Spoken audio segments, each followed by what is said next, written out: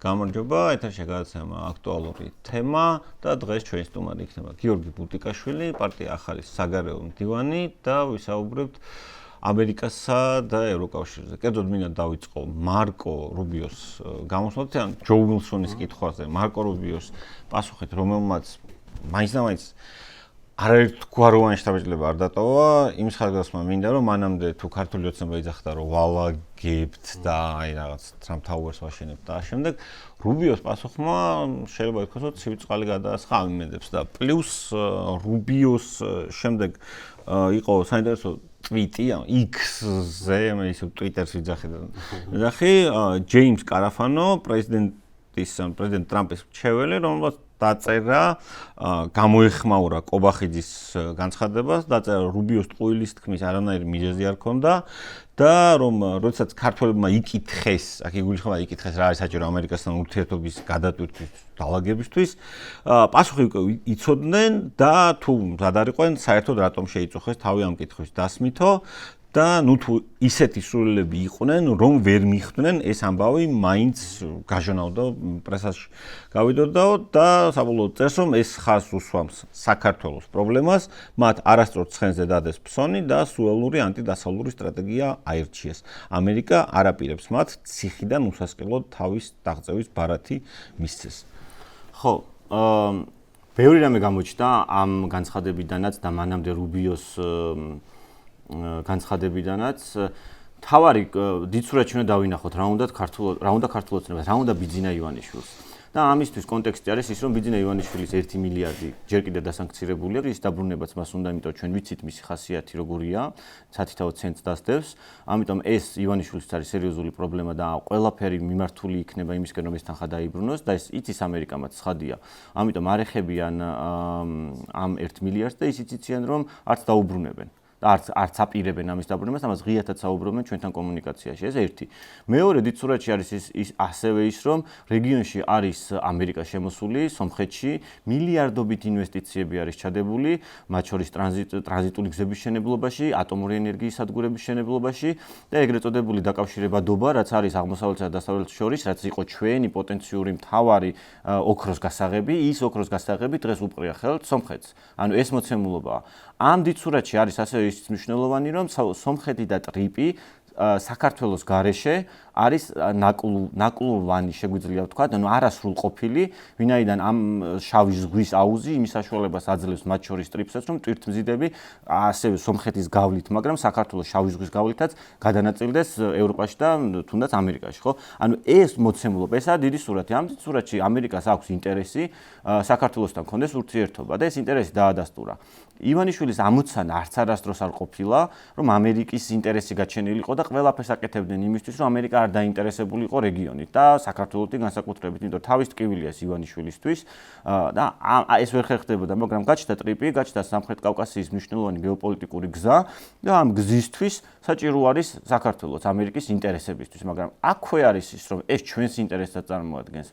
იმიტომ რომ ამ გზებს ავტომატურად მოყვება ინვესტიციები, ამ გზებს ავტომატურად მოყვება უსაფრთხოება, რომელსაც ამერიკა დაიცავს. ეს არის ამ კეთილდღეობის პროექტის მთავარი საფუძველი და ჩვენი სახელმწიფო ინტერესი რა არის, რომ ჩვენ გვყავდეს ძლიერი პარტნიორი, რომელიც დაიცავს ჩვენს უსაფრთხოებას, რომელიც შემოიტანს დიდ ინვესტიციებს და კეთილდღეობა იქნება ნებისმიერი ოჯახის წევრისთვის, ეს აისახება ჯიბეებზე. ანუ ეს არის ხო მთავარი ამოცანა, ნებისმიერი პასუხისმგებლიანი სახელმწიფოსი მოიზიდოს რაც შეიძლება მეტი საგარეო ინვესტიცია, დასაქმება იყოს ქვეყანაში, იყოს ფული ტრიალებდეს, ოღონდ არა ისეთი, როგორცაც ქართული ოცნება ეკონომიკურ წარმატებას უწოდებს, როდესაც სანქციების გვერდის ავლით ფულის რეცხვა ხდება საქართველოში და ასე შემდეგ, რაც ასევე კვლევებით არის დადასტურებული. ეს არ არის ეკონომიკური სისტემა, ეს ეკონომიკური ზრდა უნდა ასახულიყო საქართველოს მოსახლეობის ჯიბეებზე და ყველაზე თვალსაჩინოდ მაცივარზე, ხო? ან ნებისმიერმა ვინც ამას მოусმენს, გამოაყოს თავისი მაცივარი, არ მგონია იქ რამე ძვირიანი პროდუქტი დახვდეს, რითაც კმაყოფილი იქნება, ხო? ანუ ეს ამ პრაქტიკაში ასე ითარგმნება. რა არის ახლა მნიშვნელოვანი იმისთვის, რომ ურთიერთობები გადავტვირთოს ამერიკასთან, რაც უნდა ივანიშვილს, ოღონდ უნდა თავისი პირობებით. ესეც არ მნიშვნელოვანია. ივანიშვილის ნებისმიერი განცხადება, უბრალოდ ივანიშვილის ავატარების ნებისმიერი განცხადება, რასაც ვუყურებთ, არის ის, რომ ჩვენ გვინდა დასავლეთთან ურთიერთობები ჩვენი პირობებით მიგვიღეთ ისეთი, როგორიც ვართ და ამას ბოჭორიშვილი, ეგრეთ წოდებული საგარეო საქმეთა მინისტრი, ყოველ ჯერზე აჟღერებს ქვეყნის შიგნით თუ განსაკუთრებით ქვეყნის გარეთ, როდესაც შეხვედრები აქვს და ეს ძალიან სასაცილო ჟღერს მათთვის. მიგვიღეთ ისეთი, როგორიც ვართ, ნიშნავს იმას, რომ გვაყიარეთ ავტოკრატად და გააგრძელეთ ჩვენთან ურთიერთობა, როგორც თანამშრომლობთ მაგალითად ბელარუსთან, აზერბაიჯანთან და ეს კობახიძესაც წამოწდა, რომ არც აზერბაიჯანთან, როდესაც გააფორმეს ხელშეკრულება ამერიკელებმა და ევროპელებმა, არ ყოფილა ეგრეთ წოდებული წინასწარი პირობები, preconditions, რასაც ისინი უწოდებენ, იმისთვის, რომ ეს კონტრაქტები გაფორმებულიყო აზერბაიჯანთან. არ უთხოვიათ იქ პოლიტპატიმრების გათავისუფლება და არც ადამიანის უფლებების დაცვა. ისე მოხდა. მაგრამ აქ არის თავარი შინაარსი, რასაც კობახიძე და დანარჩენი მისი წარმომადგენლები ვერ იაზრებენ. ალიევი არის დიდი ხნის ავტოკრატი. იქ არ არის საზოგადოებრივი პროტესტი ქუჩაში, ან დასრულებულია, ის არის შეგუებული მდგომარეობა იმასთან და ალიევი არის თვითმყოფადი სუვერენული აქტორი. ქართული ოცნებაა და მით უმეტეს ივანიშვილი ამ კონტექსტში არ არის სუვერენული აქტორი.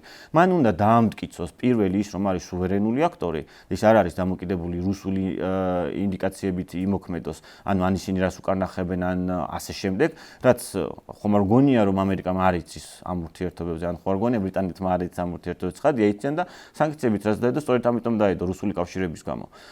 ნებისმიერი ქვეყნიდან ვინც ივანიშვილს სანქციები დაადო. ამიტომ ივანიშვილმა რომ დაადასტუროს სანდოობა, მან უნდა გადადგას ნაბიჯები და ეს ნაბიჯები ეხება როგორც დემოკრატიულ ნაწილს და ეს გაუჟღერეს და ეს იცოდნენ, რომ ვერ მოხდება ურთიერთობის გადატვირთვა და სანდოობის დადასტურება თუ ქვეყანაში პროტესტის მონაწილეებს იჭერენ, ანუ რეპრესიული კანონები არსებობს, ეს სერიოზული პრობლემა არის, ანუ იმ ქვეყანაში არ არის პოლიტიკური სტაბილურობა, პოლიტიკური სტაბილურობის გარეშე არ არსებობს არანაირი ინვესტიცია, რომ ამერიკამ უთხრას თავის ინვესტორს, მიდი და იქ ჩადეშენ ანაკლიის სპორტში ინვესტიცია, ან ფოტოსპორტი გააფართოვე, რაც მათი ინტერესია, ხო? ანუ ეს არ მოხდება. ვერ დაარწმუნებს ინვესტორს შემოვიდეს, სახელმწიფო ხუარდებს თავის ფულს. ანუ ინვესტორი დაარწმუნოს, ანუ როდესაც ქვეყანაში ყავს პოლიტპატიმრები, არის პრობლემა. და როდესაც საზოგადოება ქუჩაში 2 წელზე მეტი აპროტესტებს და არ ჩერდება პროტესტი და არ ეგუება ამას, ეს არის პრობლემა. ამიტომ ივანიშვილს დაევალა მოაგვაროს ეს ყველაფერი და მე ვიფიქრე რომ გადატვირთვაზე, მაგრამ ვერ აგვარებს. ეს რომ მოაგვაროს ივანიშვილმა რეპრესიული კანონები გააუქმოს, პოლიტპატიმრები გაუშვას, გრანტების კანონი გააუქმოს, რა გამოდის ივანიშვილი კარგავს თავის ძალაუფლებას, რითიც დგას, ხო? რითიც შეინარჩუნა ძალაუფლება, თორე ის დიდი ხანი აღარ იქნებოდა ხელისუფლების, დამხობილი იქნებოდა წინა პროტესტებიდან გამომდინარე, მაგრამ ამას ვერ აკეთებს. ამიტომ ივანიშვილს უნდა აღიარონ ისეთი როგორიც ვართ. ეს არ მოხდება. ანუ ამერიკა ვერ გადატვირთავს ურთიერთობებს. ესაც ამერიკას შეეხება, ვერ გადატვირთავს იმ პირობებში, რასაც კობახიძე თავაზობს და რაც გამოხმაურება თქვენაც წაიკითხეთ, რაც მოყვა, ხო? მათ ზუსტად იცოდნენ, რაც უნდათ ამერიკელებს, იმისთვის რომ აქ იყოს სტაბილურობა, საჭიროა მოგვარდეს პოლიტიკური პრობლემები, რაც არის ქვეყანაში. ვერ გვარდება. არის ასევე გარე გავლენები, რაც რუბიოს განცხადებაში ჩანდა, უნდა მოაგვაროს გარე გავლენები. ეს გარე გავლენები ვინ არის? ახლა ეს ევროკავშირზე რო არის საუბარი, ალბათ ოცების გარდა ირანი, ჩინეთი და კანონიც დაინიცირდა, ხო? ანუ ირანის გავლენა და ინფილტრაცია, რაც არის ქვეყანაში, ჰაცონის კლუბამ რაც აჩვენა, ეს ხო არ არის მოგონილი, ეს არის მასალა, ფოტო მასალა, ვიდეო მასალა, როგორ ხდება საქართველოს ტერიტორიაზე ირანელი ტერორისტული რეჟიმის ქებადიდება და რაღაცა ლოცვებში მოხსენიება, ხო? ანუ ამას ვუყურებთ, რაც არის პრობლემა. პრობლემა ამერიკისთვის, რომელსაც გამოცხადებული აქვს ომი ირანთან, ხო? და ომის პროცესში იმყოფება.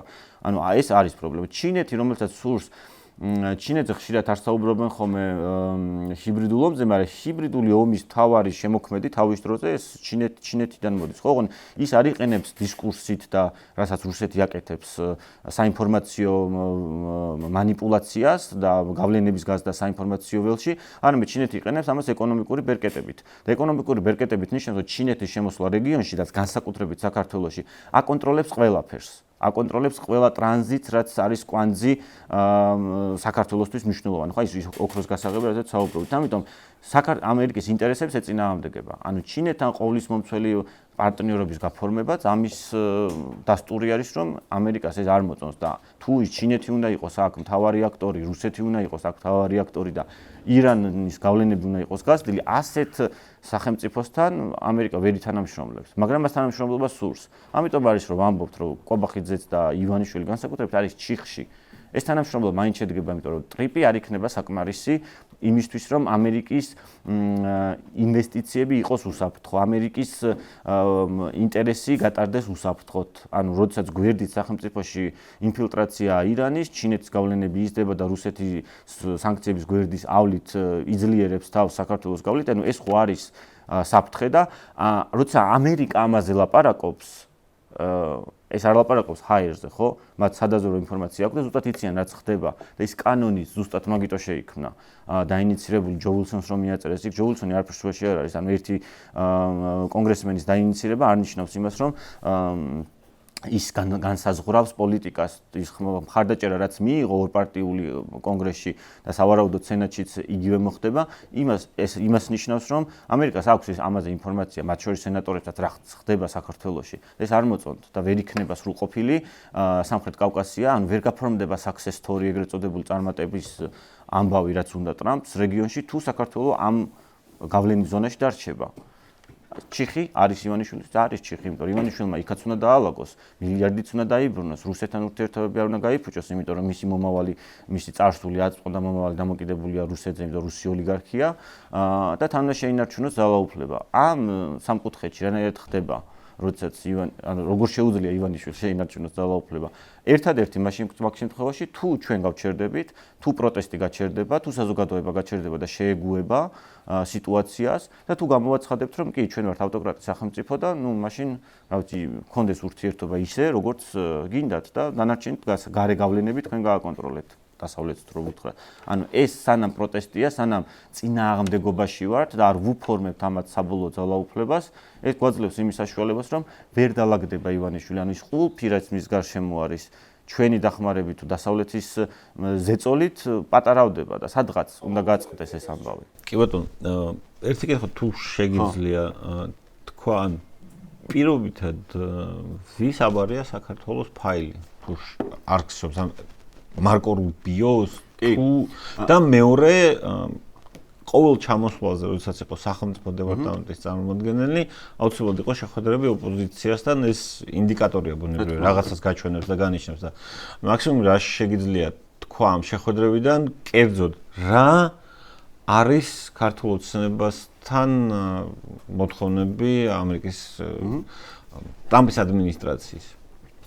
შეხვედრები იყო ოპოზიციასთან, თავდაპირველი როდესაც ჩამოვიდა ანდრეოლის დელეგაცია, რომელიც ეკონომიკურ საკითხებზე არის ძირითადად კონცენტრირებული და ამიტომ მისი მარშრუტი როგორც გაიარა საქართველოში იყო ფოთისპორტი, ანაკლიის სპორტის ტერიტორია და ასევე ის ინვესტიციები, რაც მანამდე იყო ფოთისპორტის გაფართოებაში ჩადებული, იმის მონახულება და შეხვდა ასევე ალიანსის წარმომადგენლებსაც ერთობლივად. ეს იყო პირველი ვიზიტი მათი. ამ ვიზიტს მოყვა შემდგომი ვიზიტი სონატა კოლტერის, რომელიც არის უკვე უმაღლესი დონე ის მაქსიმუმი, რაც საქართველოს შეიძლება ჩამოსულიყო, ვისაც უშუალოდ აბარია საქართველოს პორტფოლიო და ვისი ხელმძღვანელობითაც იწერება დღეს საქართველოს ეგრეთ წოდებული პოლიტიკა, როგორი პოლიტიკა უნდა კონდეს ამერიკას საქართველოსთან მიმართებაში, ის რომ დღემდე არ არის ელჩი დანიშნული საქართველოში, ესეც არის ამერიკის პოლიტიკის ერთ-ერთი ნაწილი და აი ეს პოლისი რაც შემუშავდება, ესეც იქნება განსაზღვრელი როდის და რა პირობით და როგორ და ვინ ჩამოვა საქართველოში ელჩად და შემდგომი ბოლო ვიზიტი, რომელიც უკვე კოალიციებად დაიყო, ანუ წინა საარჩევნოდ როგორი კოალიციებიც იყო, იმ ფორმატში მოხდა შეხვედრა და იმ ფორმატშიც დამატებითი აქტორი გაჩნდა, რომელიც იყო ფაქტობრივად ტრამპის ხაზის პირდაპირი წარმომადგენელი ამ დელეგაციაში. სახელი აღარ მახსოვს, მარკი თუ არ ვცდები, აღარ მახსოვს სახელი.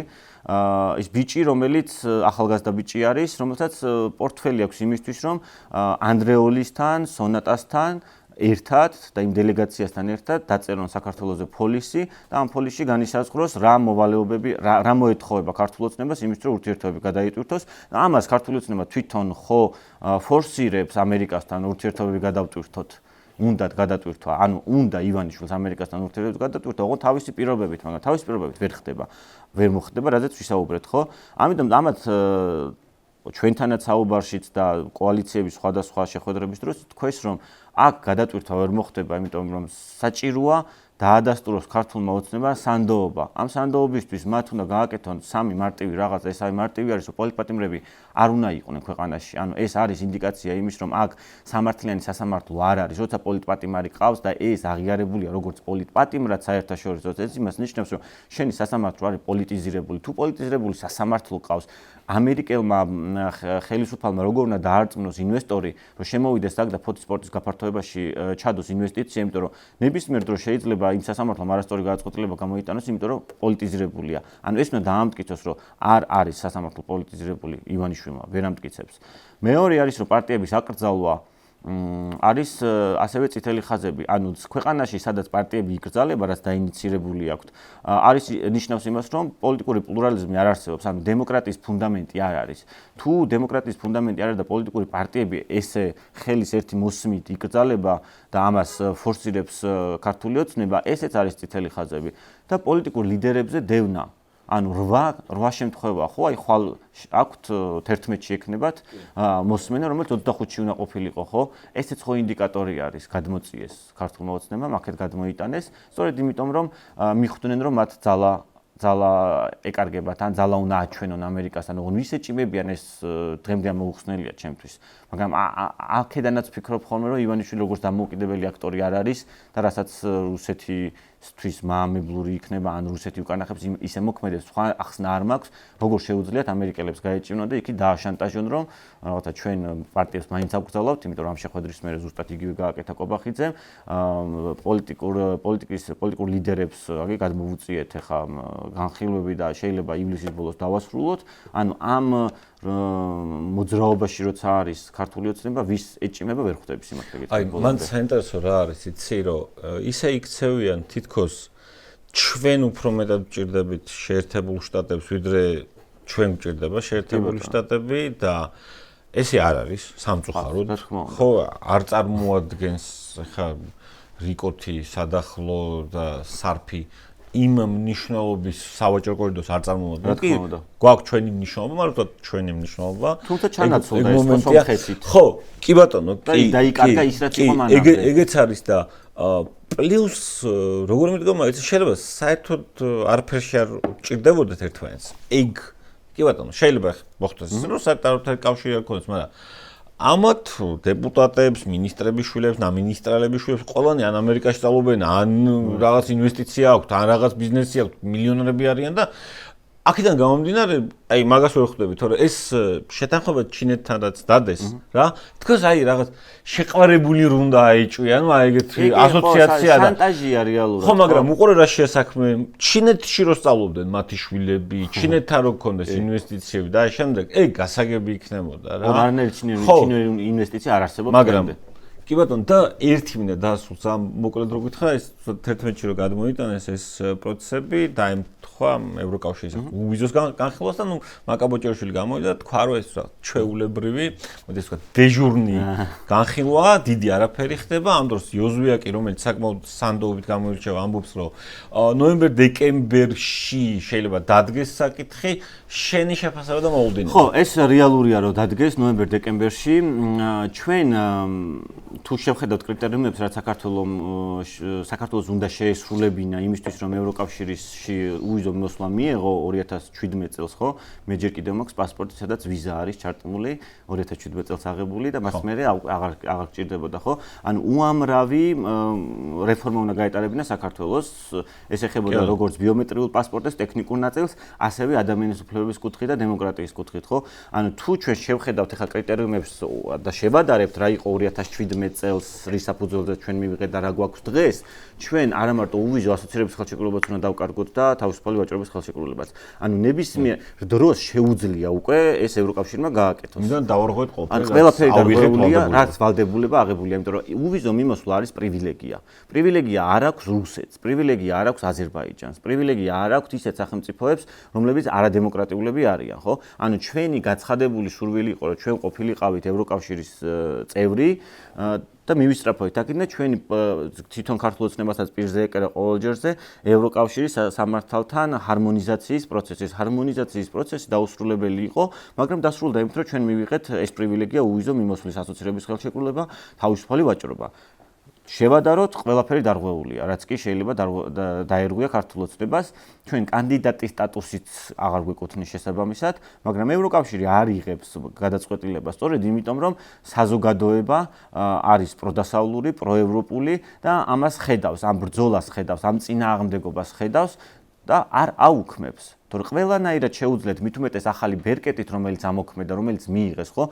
2000 თუ არ ვცდები 2023 წელს დაიწყო ამ კანონზე მუშაობა და 3 წელი დაჭირდა, რომ ქვეყანაში სადაც დემოკრატიული ფუნდამენტური ღირებულებები ირღვევა, იქ პრივილეგია აღარ უნდა არსებობდეს უვიზო მიმოსვლის. ანუ ეს დამატებითი კანონი გაჩნდა ჩანაწერი ევროკავშირის კანონში. ამიტომ ნებისმიერ დროს შეუძლიათ გაუქმენ, არ აუქმებენ. ახლა პროცედურულად თუ შევხედავთ 11-ში უვიზოს დიალოგი ქვია ამ ფორმატს, იქ ქართულ ოცნებას აქვს შესაძლებლობა წარადგინოს არგუმენტაცია, რატომ იმსახურებს ჯერ კიდევ უვიზო მიმოსვლას საქართველო. ამის წარდგენა ხომ არ შეუძლია, მას ვერ წარადგენს. მან მოსკოვის მექანიზმი როცა ამოქმედა სისტემურ ძალადობაზე, იქაც ვერ წარადგენა და სისტემური ძალადობა დადასტურდა იმით, ხო, იმ დასკვნით. იგივე ხდება, აქაც ვერ წარადგენს ვერანაირ არგუმენტს, რატომ უნდა შეინარჩუნოს. ამიტომ ევროკავშირს დღეს თუ არა ხვალ და პროცედურულად ეს დეკემბერი უწევს, რომ საბოლოოდ ანგარიში ჩაიწეროს, რომ საქართველოს აღარ ეკუთვნის უვიზო მიმოსვლა და იანვარში აღსრულდეს. ეს არის ფაქტობრივად, რა ვიცი, ხო, თითქმის 1 წელი გვაქვს წინ იმისთვის, რომ რომ ქართულმა ოცნებამ შეცვალოს რაღაცეები, ან შევაცვლევინოთ რაღაცეები, ან ევროკავშირს მოუწევს. უბრალოდ სხვა არჩევანი აღარ დაუდგება მას.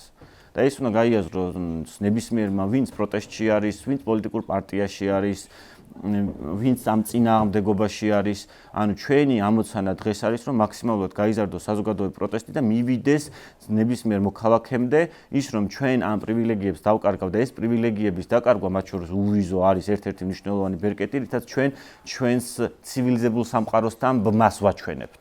როცა ჩვენ შეგვიძლიათ ცივილიზებულ სამყაროსთან ვიურთიერთობოთ ყოველგვარი ბარიერების გარეშე, ლოდინის გარეშე და თავი გადავირჩინოთ თუ ცუდად ვართ, უფრო სწრაფად, ან თუ რამეც გჭირს, ან ვისწავლოთ იქ, ისე რომ ჩვენ არ დაგვჭირდეს ეკონომიკას უნდა და მათ შორის ხო ეკონომიკა, რომელიც პირდაპირ ან ჩვენი ალტერნატივა რაც იყო ეს თავისუფალი ვაჭრობა, სწორედ მაგას გულისხმობდა, რომ ჩვენი პროდუქტი გავიდა ევროკავშირში და დღეს აი სომხეთში რაც მოხდა წინა საარჩევნო როდესაც რუსეთმა ბერკეტად გამოიყენა სავაჭრო ურთიერთობები სომხეთთან, სომხური პროდუქტი უცებ აღმოჩნდა ევროკავშირში. ანუ ეს მხარდაჭერა გვაქვს. დღეს ჩვენ არ ვართ 2017-ში, 2020-ში, ან 22-ში, სანამ ომი დაიწყებოდა, ანუ ჩვენ ბევრი რამე ვაჩვენეთ, რომ მანამდეც მართლები ვიყავით, რასაც რუსეთზე ვამბობდით. ევროპა ბევრად ფხიზელი არის დღეს და ბევრად უფრო დიდი თვალებით უყურებს, რას აკეთებს რუსეთი და ბევრად უფრო მომართულია იქითკენ თავის პარტნიორები დაიცვას.